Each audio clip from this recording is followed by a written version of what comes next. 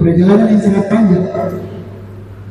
Tapi dengan perjalanan yang sangat panjang ini, Sayyidina Umar bin Hafid sempat-sempatnya melakukan majlis ta'lim di bandara. Waktu itu kita bersama Habib Jindan,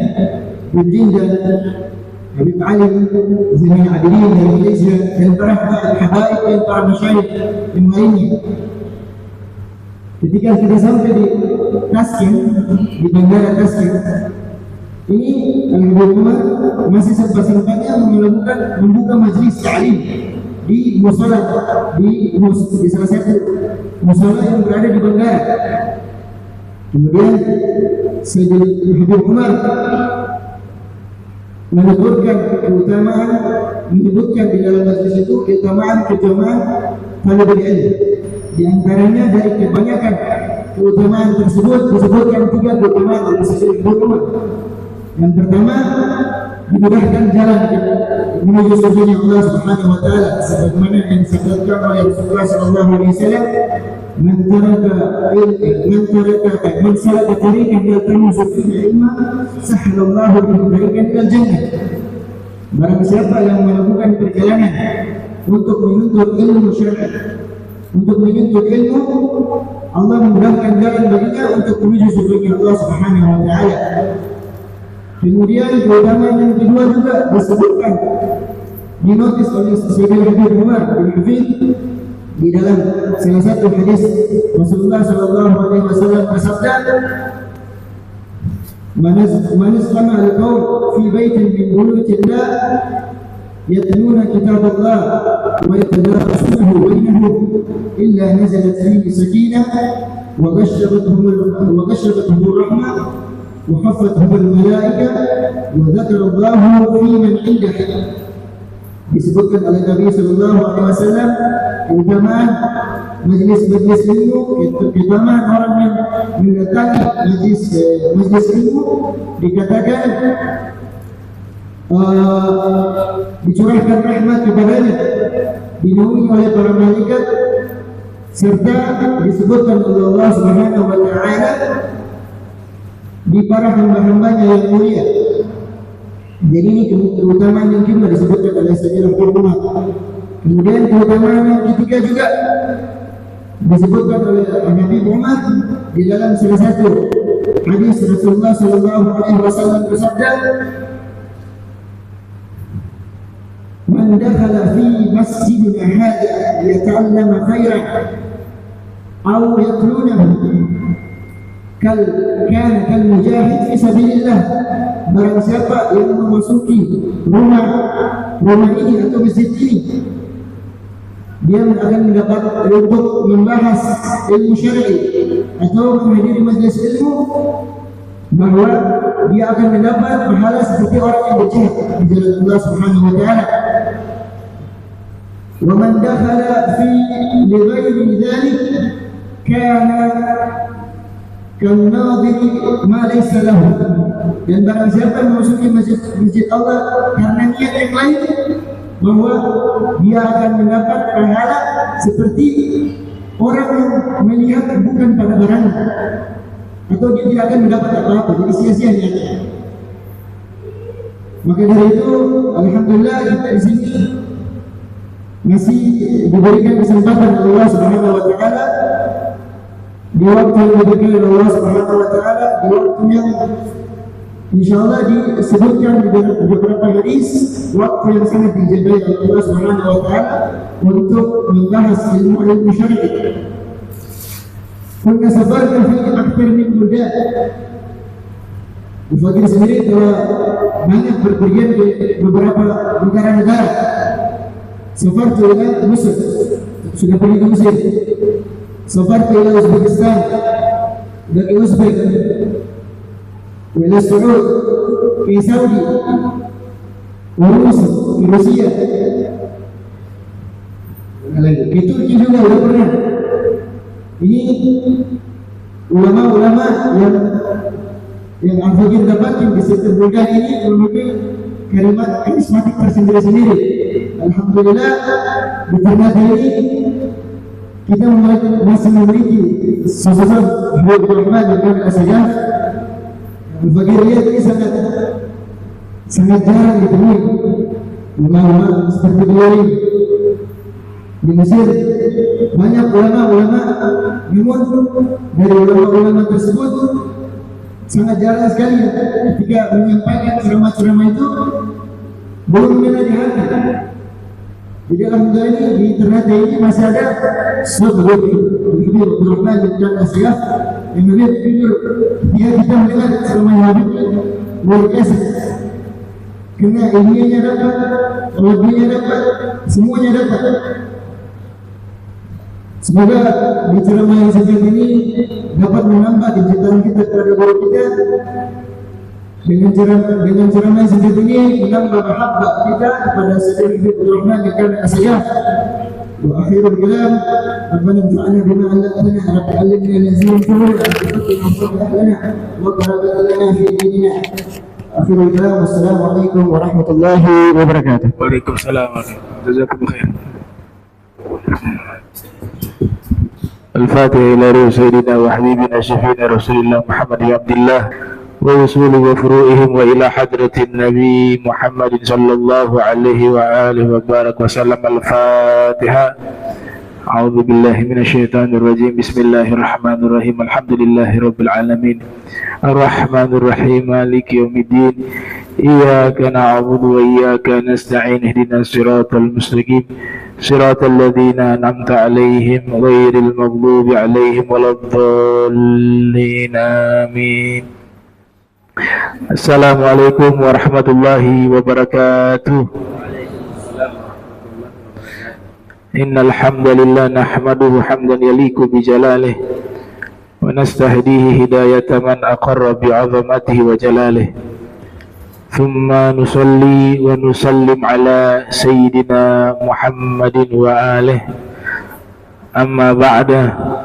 Subhanak la ilma lana illa ma 'allamtana innaka antal alimul hakim. Rabbi israh li sadri wa yassir li amri wa hlul 'uqdatam min lisani yafqahu qawli wa saddid lisani wahdi qalbi bihaqqi sayyidina Muhammadin sallallahu alaihi wa alihi wa barak wa sallam.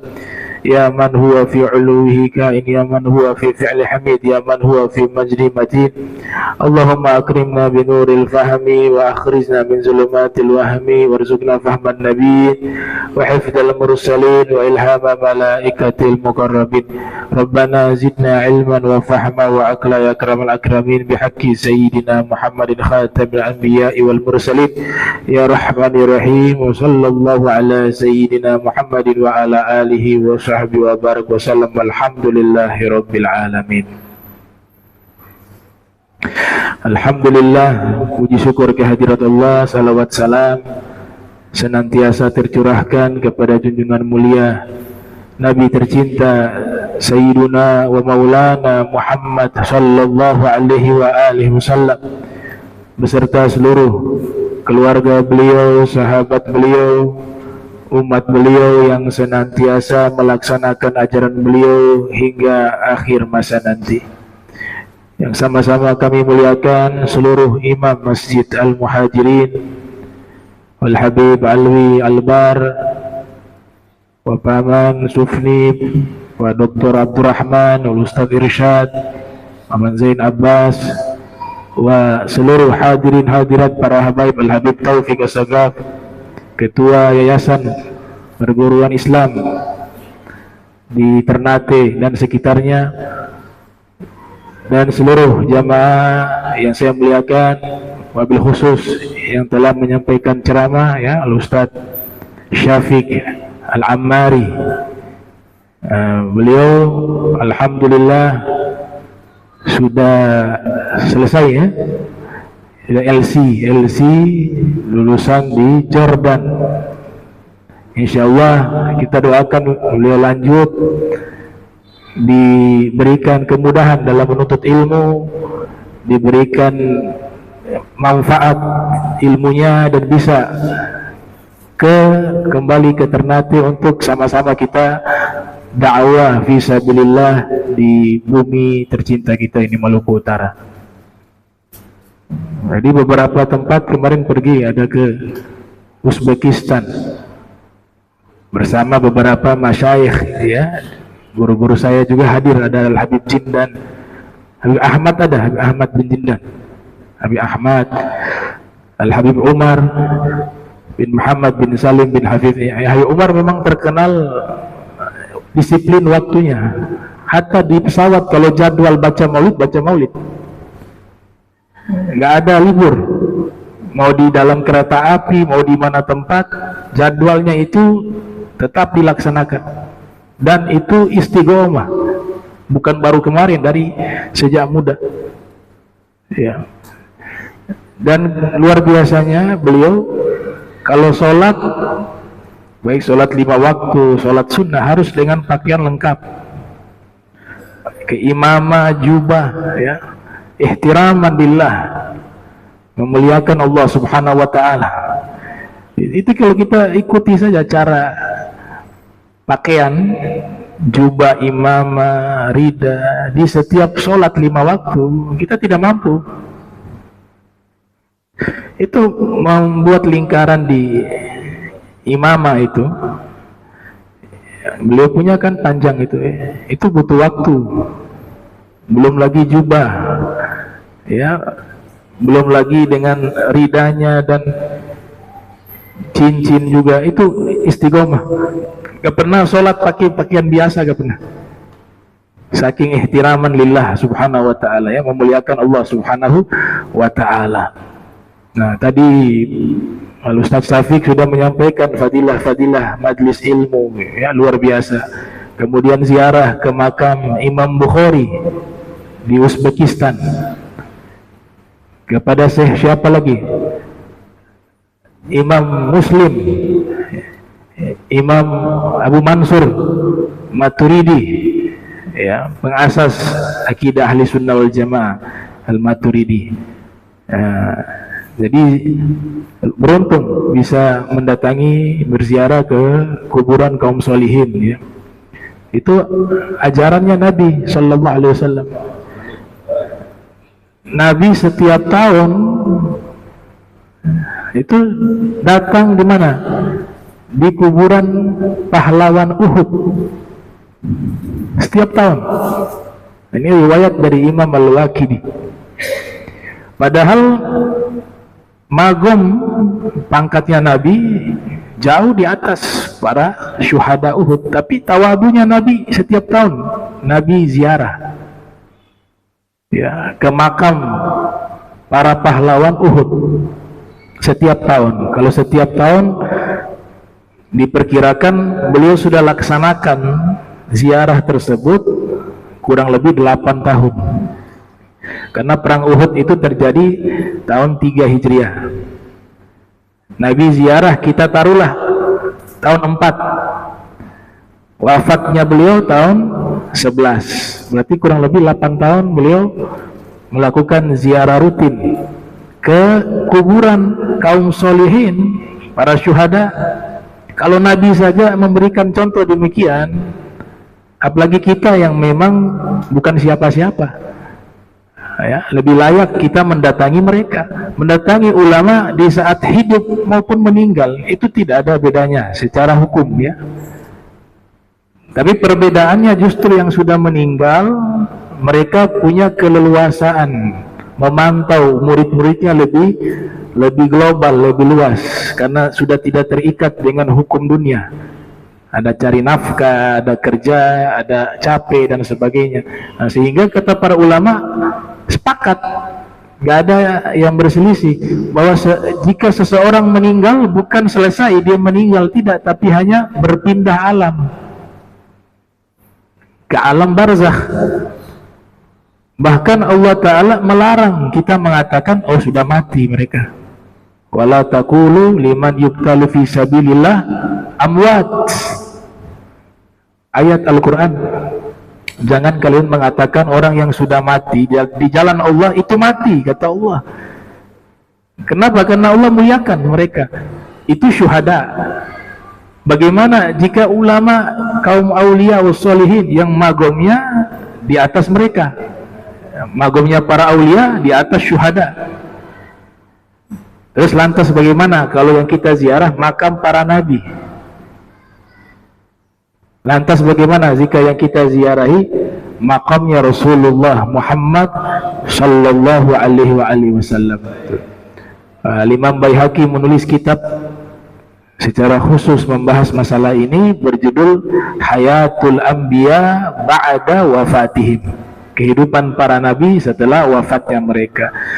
Dan ziarah ke kuburan kaum solihin, ziarah ke kuburan para anbiya, para rasul, itu satu hal yang sangat penting.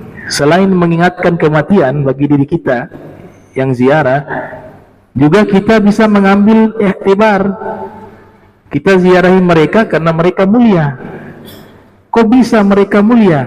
Pasti melakukan amalan-amalan terpuji. Akhirnya secara tidak langsung kita penasaran nih, biografinya seperti apa sih? Oh, ternyata begini. Nah, kata Syekh Abu Bakar bin Salim, iktadau atau iktadu bina fil bidayah wala fil nihayah. Kalau mau ikut kami, lihat proses awal. Jangan ikut kami ketika kami sudah menjadi seorang wali. Prosesnya dia menjadi wali itu apa? Prosesnya itu yang harus kita ambil untuk kita ikuti jalan mereka. Itu ulaika alladzina hadallahu fabihudahu iktadi. Ya, mereka adalah orang-orang yang telah diberikan petunjuk oleh Allah Subhanahu wa taala. Dengan petunjuk mereka ikutilah jalan mereka. Gitu. Nah, Imam Bukhari siapa yang tidak kenal ya? Kita baca kitabnya sampai hari ini. Itu sudah umur 1000 tahun lebih. Beliau lahir 194 Hijriah, wafat 256. Sudah 1000 tahun lebih. Seakan-akan beliau itu masih hidup di tengah-tengah kita dengan kita membaca karya-karya yang beliau tulis.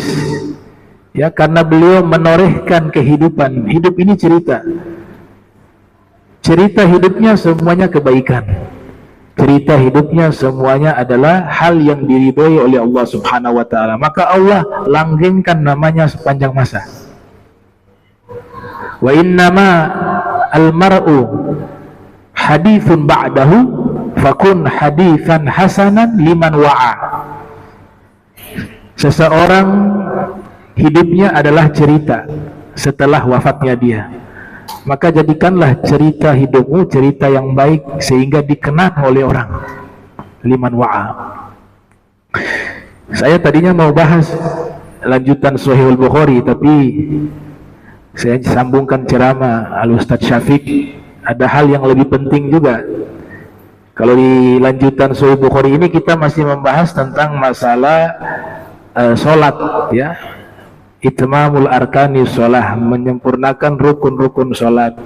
Kemudian membaca surat Al-Fatihah dalam sholat dan surat-surat lainnya yang disunnahkan bagi imam. Nah, tapi ada hal yang jauh lebih penting juga, sebagaimana pernyataan Imam Malik. Imam Malik, Imam Darul Hijrah, gurunya Imam Syafi'i. Beliau juga menimba ilmu kepada Imam Ja'far Shadiq bin Muhammad Al-Baqir, kelahiran tahun 93 Hijriah, wafat 179 Hijriah. Coba perhatikan apa yang beliau sampaikan. Beliau mengatakan begini, dan ini ucapan beliau sangat terkenal, ya. Bahkan Imam Ghazali memasukkan ucapan beliau ini ke dalam kitabnya Ayyuhal Walad. Ada kitab Imam Ghazali judulnya Ayyuhal Walad. Imam Ghazali lahir 450, wafat 505 Hijriah.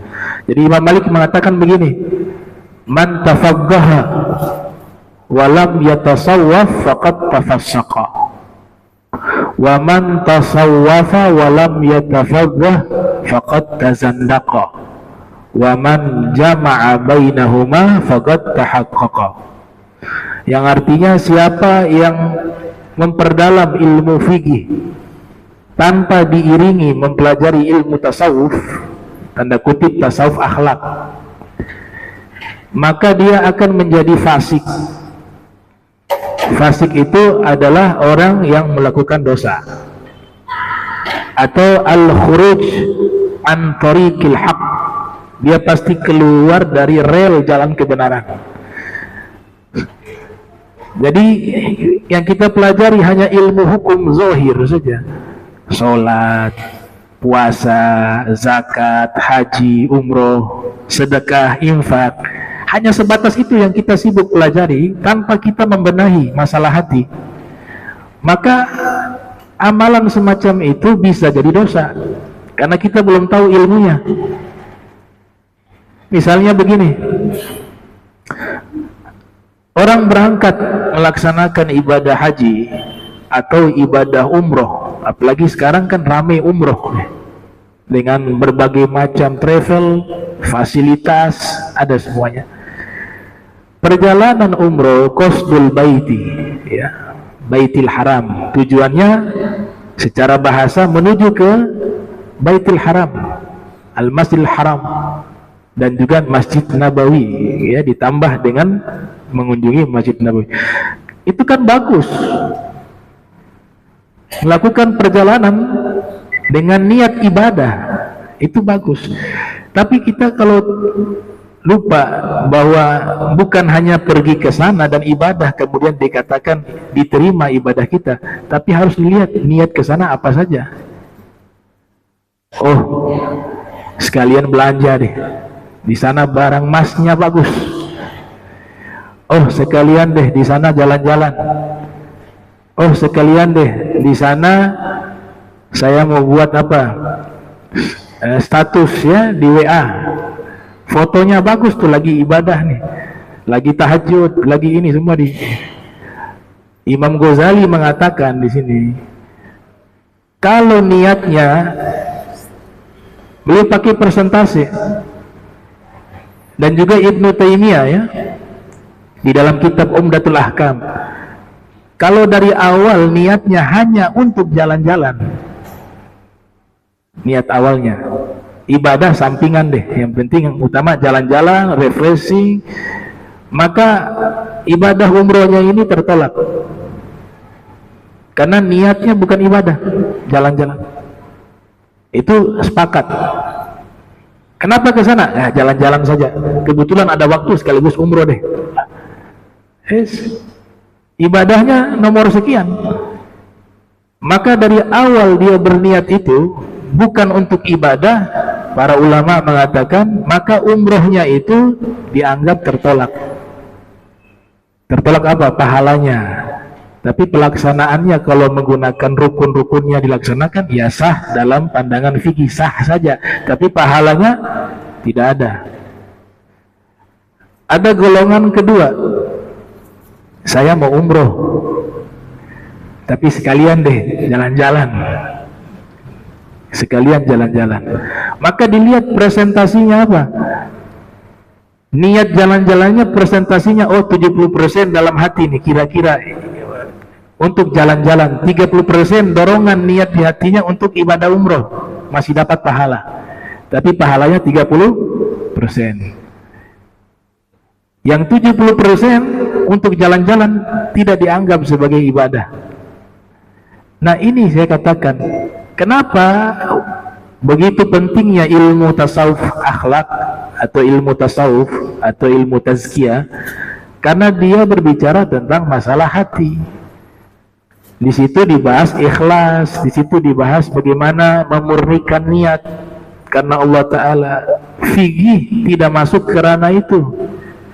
Fikih hanya menjelaskan ya, cara sholat begini, kalau begini batal, kalau begini sah.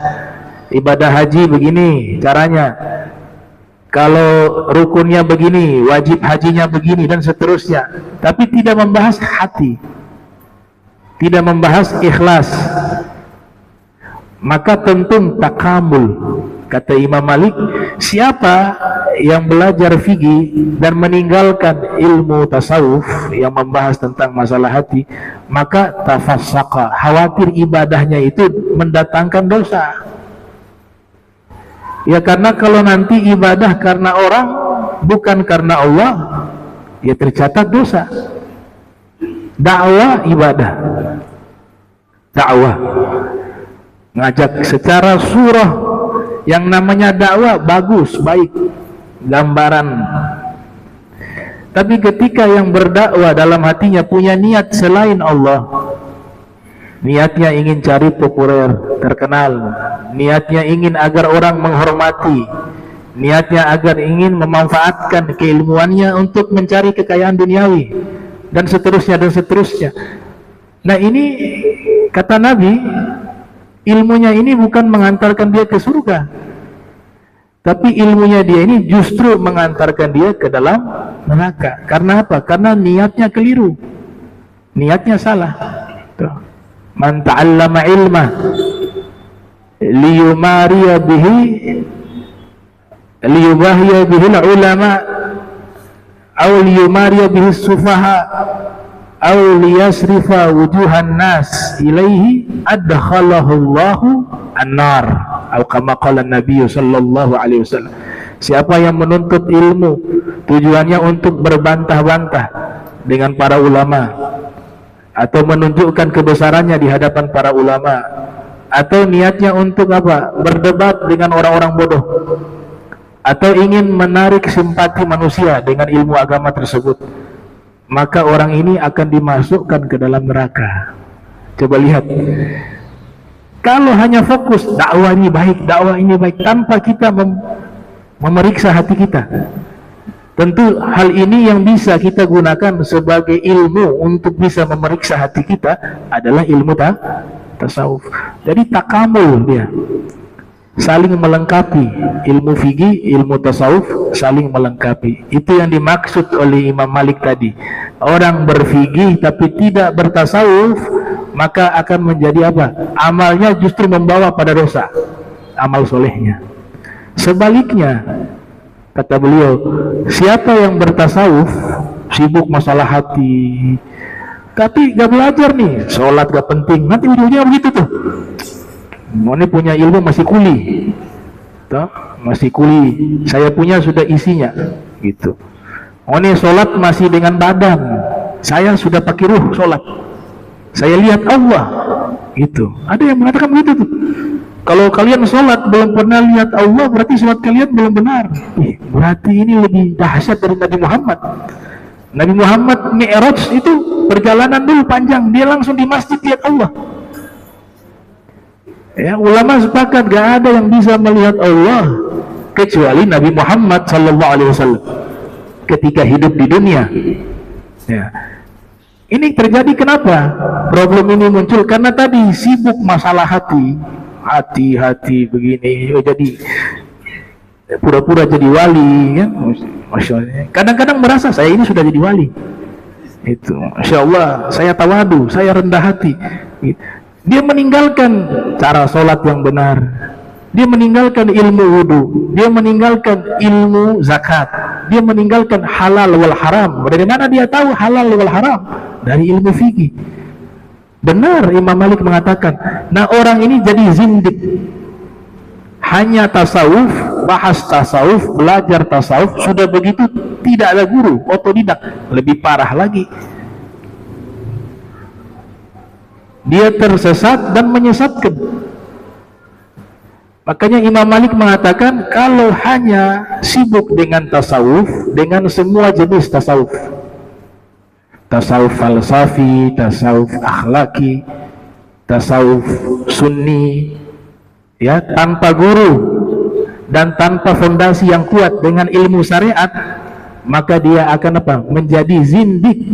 Bukan saya yang bilang, Imam Malik. Zindik itu apa? Yufsid al-aqaid fid dakhil. Dia merusak tatanan akidah agamanya dari dalam. Tadi saya bilang, sholat sudah lihat Allah. Kalau belum lihat Allah, belum sholat. Masih kuli berarti, masih gerakan. Saya sudah. Yes. Ada dulu juga lucu, Habib, saya sudah kirim cahaya ke Habib. Tuh. Saya kirim cahaya ke Habib. Habib terima di malam. Saya bilang belum. Sinyal mungkin kurang kuat. Dia terasa sampai itu saya. Lah ikhwan, Nabi tinggalkan syariat, Nabi juga tinggalkan tarekat. Dua ini gak boleh ditinggal. Al-haqiqah bila syariah batilah. hakikat tanpa syariat pasti batil. Syekh Zainuddin Malibar ya dalam kitabnya mengatakan demikian, atau kakeknya yang mengatakan ya, al-haqiqah bila syariah batilah. Hakikat tasawuf ma'rifat tanpa menggunakan syariat maka menjadi batil. Tuh. Ini juga wali yang mengatakan, juga wali. Kalau yang di sana mengaku wali, ini juga wali. Dan ini wali yang ahli fikih. Ini wali yang ilmunya manfaat. Gitu. Kalau hanya ngaku-ngaku semua orang bisa. Tapi ketika sudah dikatakan, Imam Malik sudah mengatakan hal demikian dan diaminkan oleh Imam Ghazali. Imam Ghazali terkenal sebagai sufi. Walaupun beliau ini adalah seorang faqih juga. Ya, karena punya karangan kitab fikih mazhab Syafi'i. Bahkan jadi rujukan dalam mazhab Syafi'i di bidang fikih, yaitu kitab Al-Basit, Al-Wasit, Al-Wajiz, Al-Khulasah. Semuanya bertemakan masalah fikih. Tapi Imam Ghazali terkenal sebagai seorang sufi atau mutasawwif. Itu pun mengatakan hal yang sama, bahwa tariqah tanpa syariah ataupun hakikat tanpa syariah maka akan menjadi batilah, jadi batil gitu. Maka beliau katakan itu betul. Dia mengatakan apa? Siapa yang bertasawuf tapi tidak mempelajari ilmu fikih maka dia akan zindik, tazandaqa, menjadi zindik. Wa man jama'a bainahuma faqad tahaqqaqa. Siapa yang menggabungkan fikih dengan tasawuf maka dia telah mewujudkan ajaran Islam yang benar. Nah, ini yang kita pegang.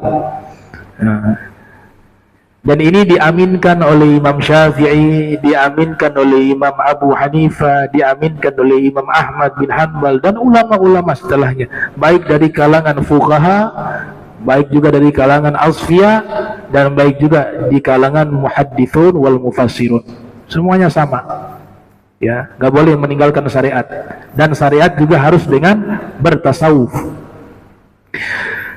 Ada tokoh sufi di Mesir, wafat di wilayah Mesir waktu mau haji, tapi jauh katanya, jaraknya dari kota Kairo itu jauh. Al-Imam Abu Hasan Sazili itu meninggal sedang melakukan perjalanan ibadah haji di daerah terpencil di situ.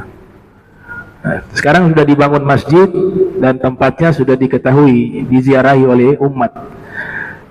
Beliau ini kan terkenal sebagai salah satu tokoh sufi yang tarekatnya sangat terkenal, Tariqah Saziliyah, Tariqah Saziliyah. Dan bacaan wirid dari beliau terkenal namanya Hizbul Bahar. Ya. Beliau matanya buta tapi luar biasa, hatinya tidak buta. Ya. Kita ini kan terbalik, mata kita tidak buta, tapi mata hati kita buta. Kenapa? Beliau itu setiap kali bermimpi melihat Nabi Muhammad sallallahu alaihi wasallam, dan kita yakini itu. Sekelas beliau diakui oleh para ulama, baik ulama-ulama di bidang tasawuf maupun ulama-ulama di bidang ilmu hadis, ilmu fikih mengakui. Dulu mengingkari. Tahu pengarang kitab Al-Hikam, Al-Imam Ibnu Athaillah Sakandari, anti kepada mereka dulu, anti kepada ilmu tasawuf, sampai pada akhirnya bertemu dengan murid beliau, muridnya Imam Abu Hasan As-Sazili bernama Abu Abbas Al-Mursi. Terjadi dialog antara Ibnu Athaillah Sakandari dengan beliau, akhirnya jatuh cinta dengan ilmu tasawuf, bahkan berubah menjadi ahli tasawuf, menulis kitab dengan pengalaman spiritual, bukan teoritis ya, dengan pengalaman spiritual beliau alami, beliau tuangkan dalam kitab yang sangat terkenal, Al-Hikam ya, kitab Al-Hikam. Setelah itu tenggelam dalam ilmu tasawuf, tapi sebelumnya beliau faqih, mazhab Maliki, ahli fikih, tanpa meninggalkan fikihnya. Begitu juga Imam Abu Hasan Sazili. Demikian, mereka tidak mungkin berlepas dari syariat. Karena ciri-ciri tarekat yang benar adalah tarekat yang sejalan dengan syariat. Bahkan syariat mereka bisa kita katakan lebih tinggi dari syariat orang biasa. Syariat mereka lebih tinggi dari syariat orang biasa. Diistilahkan dengan fiqhul asfiya. Ada namanya fiqhul fuqaha, itu disajikan untuk masyarakat umum. Fiqhul asfiya disajikan untuk orang-orang khusus. Syekh Abdul Wahab Sya'rani menulis kitab, diantaranya ada kandungan fiqhul asfiya kashful gummah. Kemudian Syekh Ali Al-Khawas, guru beliau, juga mengisyaratkan dengan fikih tersebut. Saya ambil contoh fikih para sufi, itu mereka kalau sholat tidak boleh menggunakan pakaian yang mereka gunakan ketika masuk ke toilet, masuk ke kamar mandi. Mereka akan mengganti dengan pakaian yang baru, yang bersih, dan mereka sholat dengan pakaian tersebut. Itu diceritakan oleh Syekh Abdul Wahab Sya'rani dalam kitab Tanbihul Muqtarrin. Dan itu dipraktekkan oleh Al-Imam Ali Zainal Abidin bin Husain. Tiap kali masuk ke kamar mandi, keluar dari kamar mandi, wudu, setelah itu mau sholat, beliau akan mengganti pakaian baru. Itu. Tapi kalau fikih, para fuqaha membahas pakaian yang kita gunakan untuk masuk ke kamar mandi masih bisa digunakan untuk sholat selama tidak kena najis. Tapi bagi mereka, mau kena najis, tidak kena najis, ini pakaian sudah masuk ke tempat yang kurang baik, tidak layak digunakan untuk menghadap kepada Allah. Itu bedanya. Jadi fiqhul asfiyah justru lebih tinggi. Harusnya orang yang bertarekat itu syariatnya lebih dahsyat. Mereka makan saja gak sembarangan. Ini ada hadiah. Ditanya, ini dapat dari mana? Kalau kita kan, alhamdulillah enak ini ya, bismillahirrahmanirrahim makan. Orang-orang sufi enggak. Dari mana ini? Dan mereka tidak tersinggung karena sudah paham. Oh, saya dapat ini dari fulan, fulan titipkan. Oh, antarkan ke rumah fulan. Dia datang ke rumah fulan tadi. Ditanya, ya fulan, kamu kasih hadiah ke saya? Iya benar. Mohon maaf, ini dapat dari mana? Oh, tadi saya ke pasar, ada beli bahan, kemudian pulang ke rumah istri masak nih kue, jadi kue ini. Oh, kenal orang yang kau beli bahan-bahannya? Kenal. Dia ke sana lagi, cari tahu. Ini bahan-bahan beli di mana? Oh, beli di agen sana. Dia ke agen lagi. Sampai pada akhirnya apa? 6 mata rantai atau 7 mata rantai. Kalau sudah lolos ini semuanya halal, baru doakan halal. Itu sufi. Antum tahu Imam Nawawi gak pernah makan makanan yang ada di Damaskus. Harus dari kebunnya di kota Nawa. Dikirim makanan dari sana. Kenapa? Karena pada waktu itu ada satu amir dianggap kurang baik lah, ya, sehingga banyak harta yang syubhat.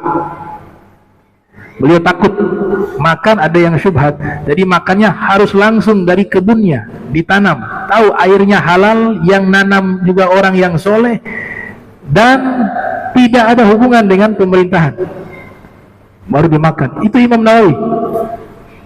Sufyan Ats-Tsauri, Al-Imam Sufyan Ats-Tsauri dapat kasus di tempat beliau ada kambing dari harta negara, Baitul Mal, ya, 1 ekor lepas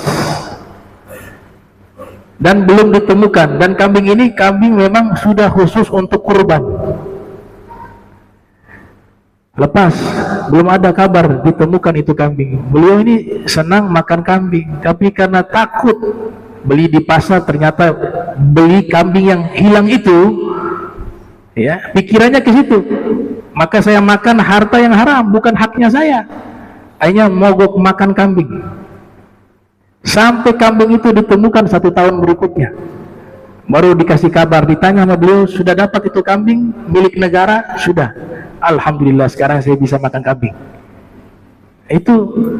Itu baru namanya bertarekat.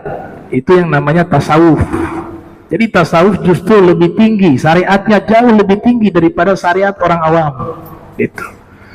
Nah, kami sudah buat penelitian ilmu tasawuf akhlak ini. Tadi Abu Hasan Sazili ya, lahir tahun 571, ada yang mengatakan 591, wafat 656 Hijriah.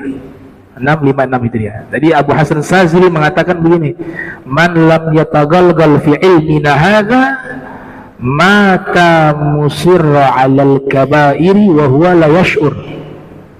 Siapa yang tidak memperdalam ilmu kami ini, maksudnya ilmu tasawuf tadi, khawatir dia meninggal bawa dosa besar tapi dia tidak menyadari, karena dia lupa perintah itu bukan hanya secara fisik yang Allah perintahkan. Allah juga perintahkan pada kita menata hati, menjernihkan hati, mensucikan hati. Itu juga wajib, sama seperti sholat 5 waktu wajib. Membersihkan hati juga wajib. Makanya 5 fondasi yang ada di dalam ilmu tasawuf. Yang pertama, safaul qalbi wa muhasabatu nafsi, menjernihkan hati dan mengevaluasi diri. Menjernihkan hati ini disebut dengan risalah at-tazkiyah. Ini ajaran para nabi semuanya, mereka membawa risalah ini. Ya, huwallazi ba'atha fil ummiyina rasulan minhum yatlu 'alaihim ayatihi wa yuzakkihim wa yu'allimuhumul kitaba wal hikmah wa in kanu min qabl lafi dhalalin mubin. Allah mengutus seorang rasul, Nabi Muhammad sallallahu alaihi wasallam, dan rasul-rasul sebelumnya. Yuzakkihim, tujuan diutusnya mereka yang paling pokok adalah mensucikan mereka, manusia, mensucikan umatnya. Makna yuzaki di sini, yuzaki arwahahum, yuzaki uqulahum, yuzaki anfusahum, yuzaki kulubahum, mensucikan ruh mereka, mensucikan akal mereka, mensucikan diri-diri mereka, dan mensucikan hati-hati mereka. Dari semua ini yang paling pokok mensucikan hati. Dari semua ini yang paling pokok mensucikan hati. Karena hati ini jika sudah suci, maka semuanya akan suci. Tubuh akan suci, pikiran akan suci, jiwa akan suci, ruh akan suci. Karena hati raja. Hati adalah raja. Seluruh anggota tubuh dan segala isinya itu adalah pasukannya. Itu yang diisyaratkan dalam hadis. Ala wa inna fil jasadi mudghah idza saluhat saluhal jasadu kulluh wa idza fasadat fasada al jasadu kullu ala wahiyal qalb. Kata Nabi, ketahuilah sesungguhnya di dalam diri kalian ada segumpal daging. Jika segumpal daging ini baik, seluruh tubuh menjadi baik. Namun jika segumpal daging ini buruk, seluruh tubuh menjadi buruk. Dia adalah hati, kata Nabi kita Muhammad sallallahu alaihi wasallam. Nah, hati ini disucikan. Nanti orang ini punya tujuan. Jadi hati ini disucikan, dia punya goyah, punya tujuan. Tujuannya sampai kemana? Sampai hati ini disebut dengan qalbun salim, hati yang selamat. Yauma la yanfa'u malun wala banun illa man ata Allah bi qalbin salim. Qalbun salim minadz dzunub wal atham. Hati yang selamat itu hati yang terbebas dari dosa, dari noda dan dosa. Itu ulama terdahulu saking mereka mentazkiyah hati mereka, ketika membaca kitab Ihya, di situ ada bab muhlikat, munjiat, bab muhlikat, hal-hal yang membinasakan. Ada sifat sombong, sifat ujub, sifat iri hati, sifat dengki, ya, sifat benci, sifat dendam. Mereka belajar, tapi karena dari kecil hidup mereka dengan ilmu tasawuf, selalu fokus juga dalam tazkiyah pada hati, mereka katakan, ini rasanya kayak apa ya? Sombong itu rasanya bagaimana? Jadi mereka gak tahu tuh sombong itu bagaimana, karena belum pernah ada di hati mereka. Iri hati itu bagaimana ya? Itu diantaranya Habib Muhammad Al-Haddar, guru dari Habib Umar. Ketika ngajar kitab Ihya, murid-muridnya ditanya, itu hasad itu bagaimana? Yang saya tahu ya begini, tapi rasanya bagaimana? Itu artinya karena tidak pernah merasakan iri hati sama orang, maka tidak tahu hasad itu seperti apa, hanya tahu lewat kitab.